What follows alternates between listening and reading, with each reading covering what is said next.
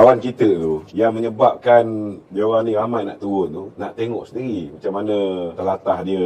Dia memang seorang yang sentiasa menghiburkan hati. Setengah-setengah daripada kawan-kawan kita yang mengikuti, bukan semuanya orang tempatan. Orang tempatan ni jangan keluar dengar ceramah ni. Kebanyakannya yang turun tu orang luar yang mengikut dia. Dan kawan kita ni nampaknya dah menjadi macam selebriti jugalah, Maharaja Lawak kan, dengan aksi-aksi dia yang ada setengah menganggap dia sebagai pendekar kerana dia berani melawan. Itu baguslah. Kita tak nafikan kalau sifat suka melawan establishment, berani ni semua, itu antara benda yang positif. Tetapi yang menyebabkan beliau ni menjadi pujaan hati walaupun PAS ni, ialah kerana tindakan dia, keculuparan dia sampai Sultan pun dia celupar. Dia boleh hina, dia boleh herdik menteri besar lain, dia boleh herdik PMX sendiri pun dia boleh maki hamun. Kemudian kali ni pula, kalau dulu setakat kataan lan, orang Chinese tahu lah kan, sekarang ni dia sebut terang-terang yang dalam semua keluar. Tapi nak buat macam mana kan, orang macam ni masih lagi mendapat tempat di hati penyokong-penyokong PAS, khususnya orang-orang Melayu ni. Dia anggap bahawa maki hamun ni satu benda yang biasa, dah jadi amalan lazim. Tetapi untuk orang di Pelangai, dia orang tak boleh terima macam ni. So kita haraplah supaya PAS pusat ni selalu kan bawa Sanusi ni turun pergi ke Pelangai. Kerana maklumat yang kita terima, budaya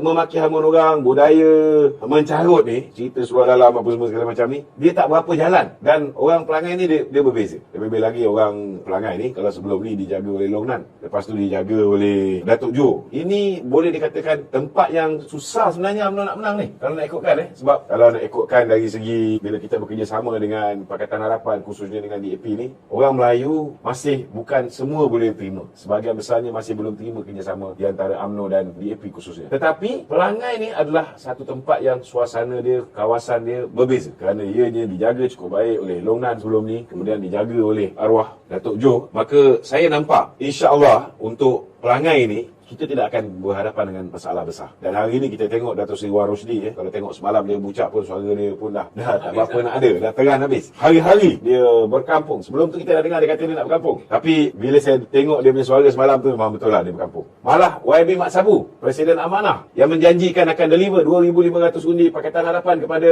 calon Datuk Amiza Abu Adam, calon Barisan Nasional nombor 3. Saya nampak YB Mat Sabu pun 5 hari berturut-turut berada di Pelangai. Pagi, petang, siang, malam dengan Tok Mat Maslannya, dengan pemimpin UMNO yang lain. Saya nampak kali ni insya-Allah dengan kerja kuat pimpinan-pimpinan peringkat Negeri Pahang, bapa angkat, abang angkat, negeri angkat, bahagian angkat, benda yang sukar insya-Allah akan menjadi satu benda yang boleh membuahkan kejayaan yang manis. Dan saya yakin dengan kemenangan manis ini, ianya sudah pasti akan memulihkan semangat, motivasi kawan-kawan kita dalam kerajaan perpaduan ini untuk terus berjuang untuk rakyat, insya-Allah. Pihak SPRM telah menghantar pasukannya ke 1-2 pejabat, iaitu pejabat peguam yang cukup rapat dengan Tan Sri Mahyudin Yassin, dan mereka hari ini nampak gayanya semakin berpeluh, tuan-tuan. Sebenarnya benda ni kita dah ulas 1-2 hari yang lalu. Saya hari ni barulah mencadang nak buat laporan polis. Dah draft ni pun, saya baru dah draft laporan polis. Rupanya dah masuk dah, tak sempat. Kita ucap terima kasih kerana pihak SPRM ni cukup efisien. Kita baru sebut, belum sempat buat laporan, dia orang dah masuk. Sebenarnya hari ni saya plan nak buat satu laporan ke atas Datuk Rosli Dahlan, di mana saya memetik laporan yang dibuat oleh FMT FMT pada Free Malaysia Today bertarikh 1 September 2023, dan juga satu mesej atas talian yang telah tular yang telah mempertikaikan, pertamanya, kenapakah iServe Online Mall tidak dituduh. Setahu saya belum pernah mana-mana syarikat atau individu yang terlibat dengan IDT, Illegal Deposit Taking, tidak dituduh oleh pihak berkuasa. Apakah terdapat unsur-unsur rasuah atau salah guna kuasa oleh mana-mana pihak dalam penyelesaian ini? Kedua, terdapat laporan kewangan yang melibatkan ratusan juta ringgit yang keluar masuk akaun peribadi Rosli Dahlan melalui akaun iServe Online Mall. Satu siasatan menyeluruh perlu dilakukan untuk mengenal pasti sumber kewangan ini dan ke arah mana aliran keluarnya. Ketiga, bekas peguam cara iaitu Datuk Siti Zainab dikatakan mempunyai hubungan kekeluargaan dengan Rosli Dahlan. Beliau telah dilantik untuk menjadi lembaga pengarah 1MDB ketika beliau ditugaskan untuk menyiasat dan terlibat dengan satu task force asset recovery 1MDB yang melibatkan dana 1MDB bernilai berbilion dolar Amerika Syarikat. Yang mana pada ketika itu, Rosli Dahlan adalah juga peguam yang dilantik untuk mewakili 1MDB dalam semua rundingan asset recovery 1MDB. Pelantikan Siti Zainab ini adalah jelas terdapat satu konflik of interest yang sangat serius di dua keadaan. Satu jawatan beliau dalam task force, Dan kedua, hubungan beliau dengan Rosli Dahlan. Tak sepatutnya beliau dilantik. Apakah pelantikan Rosli Dahlan sebagai peguam 1MDB yang melibatkan aset recovery bernilai berbilion dolar Amerika Syarikat ini terdapat campur tangan daripada Tan Sri Mahyudin Yassin yang pada ketika itu adalah Perdana Menteri Malaysia? Apakah terdapat penyelewengan ataupun salah guna kuasa oleh Rosli Dahlan maupun mana-mana pihak dalam rundingan dan penetapan jumlah penyelesaian 1MDB terutama yang melibatkan Goldman Sachs dan juga M-Bank? Sebenarnya saya plan nak buat laporan polis ni, tapi belum sempat saya buat laporan polis. Sudah pun digeledah pejabat Rosli Dahlan dan pejabat seorang lagi lawyer. Nampak gayanya di bawah kerajaan baru ni pasukan keselamatan kita, pasukan penguatkuasa kita semakin efisien. Baru cakap belum sempat buat laporan dah diambil tindakan. Pantas kita ucap tahniahlah kepada pihak SPRM. Sarawak Kelantan. Di Kelantan seringkali menggunakan alasan Kelantan di anak tiri. Mahathir digelar sebagai Maha Fir'aun. Mahathir digelar sebagai Maha Zalim. Dan punca kemunduran Kelantan ini dikatakan berpunca daripada Tun Mahathir. Titik permusuhan, perpecahan umat Islam dan bangsa Melayu itu bermula daripada zaman pemerintahan Tun Mahathir dengan Tun Haji Hadi. Yang mana di Kelantan Terengganu ada solat 2 imam, kenduri orang UMNO, orang PAS tak pergi, daging sembelihan orang UMNO haram dimakan, kahwin dengan imam UMNO kena kahwin lagi. Ini berpunca pada zaman itu. Zaman itulah zaman, kalau saya lah, zaman hitam lah untuk Islam dan Melayu. Zaman Mahathir tu yang keluarnya fatwa Haji Hadi yang menyatakan bahawasanya perlembagaan ini adalah perlembagaan penjajah, menentang perlembagaan ini dikatakan jihad, mati pula mati syahid, berlaku peristiwa memali. Jadi ini berpunca daripada politik Tugu Haji Hadi dengan Tun Mahathir. Mereka bukan sahaja berperang dari segi siasah, bukan berperang sahaja dari segi politik, tetapi dia berperang melibatkan akidah. Punca dia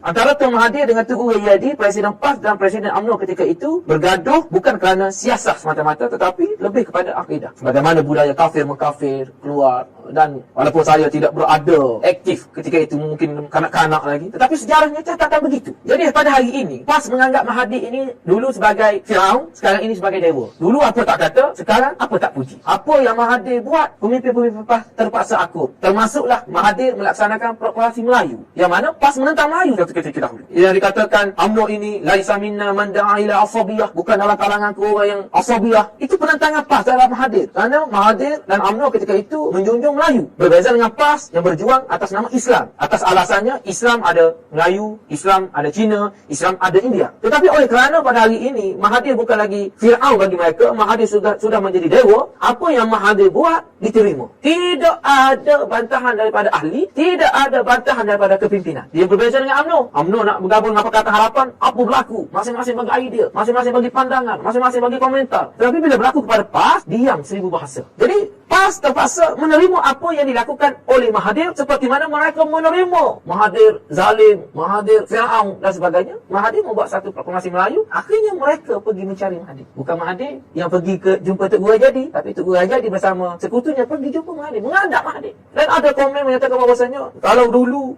Fir'aun itu Nabi Musa pun pergi menghadap Fir'aun, takkanlah PAS tak boleh pergi menghadap. Saya kata itu perkara yang sedang ditunggang oleh mereka. Jadi hari ini lihatlah, terutamanya pengundi-pengundi muda, generasi seperti saya, orang-orang muda, lihatlah politik pada hari ini apa yang berlaku antara PAS dengan UMNO satu ketika dahulu bukan hanya tertumpu kepada siasah, tetapi lebih kepada akidah. Hidup zaman PMX lebih sukar daripada zaman Muhyiddin Yassin. Betul lah. Kalau orang ada otak, dia tak merapu macam ni, mengeluarkan ayat-ayat yang tak masuk akal. Berapa ramai yang hilang pendapatan, berapa ramai yang pendapatan dah tak sempurna dulu, terdiri daripada essential services. Yang non essential semua kena kurung duduk kat rumah. Nak bagi anak makan pun susah. Ada simpanan habis, dah tak cukup dengan simpanan dah habis, merayu supaya kerajaan bagi KWSP, keluarkan duit KWSP. Last kali duit tu dijadikan modal nak berniaga, lepas tu sektor ekonomi ditutup balik, habis modal lebur kat situ. Bila buka balik nak berniaga balik semula, modal dah tak ada, merayu lagi duit KWSP, tak dapat duit KWSP, pinjam pula dengan Along. Dapat duit Along, mula-mula bolehlah bayar, tiba-tiba tutup balik sektor ekonomi. Bila tutup balik sektor ekonomi, Along pun tak boleh bayar. Kaki tangan kerajaan ketika Covid, mana ada rasa? Ketika Covid, kaki tangan kerajaan, gaji tetap dibayar, moratorium ada. Maknanya mereka ada lebihan tunai untuk dibelanjakan. Memanglah ada orang syok, ada lebihan tunai untuk dibelanjakan. Kemudian dapat pula keluar duit KWSP, padahal mereka tidak hilang gaji. Mereka dapat lebihan duit untuk dibelanjakan kerana tak perlu bayar hutang, kerana dapat moratorium. Kemudian dapat pula duit kerana beli SP. Memanglah mereka gembira. Ada setengah-setengah tu yang dalam kategori B40 dapat pula RM600. Semua main apps, order Lalamove, Foodpanda, Shopee. Dia orang ada spending power pada ketika itu. Tetapi kena ingat, bukan semua orang ada gaji tetap macam kaki tangan kerajaan. Ramai juga yang susah. Ramai yang swasta terpaksa tutup, gulung tikar. Berapa ramai yang bankrupt. Bila bankrupt, orang yang kerja dengan swasta, mereka hilang pekerjaan. Jangan lupa benda tu. Pilot pun dah sampai terpaksa jual nasi lemak, apa cerita? So mana otak Tuan Faizal kata zaman PMX ni lebih teruk daripada Muhyiddin Yassin? Kita ada satu je. Malaysia ni daripada dulu sampai sekarang hanya ada satu zaman kegelapan, iaitu zaman Muhyiddin Yassin. The Dark Ages of Malaysia. Zaman Muhyiddin Yassin.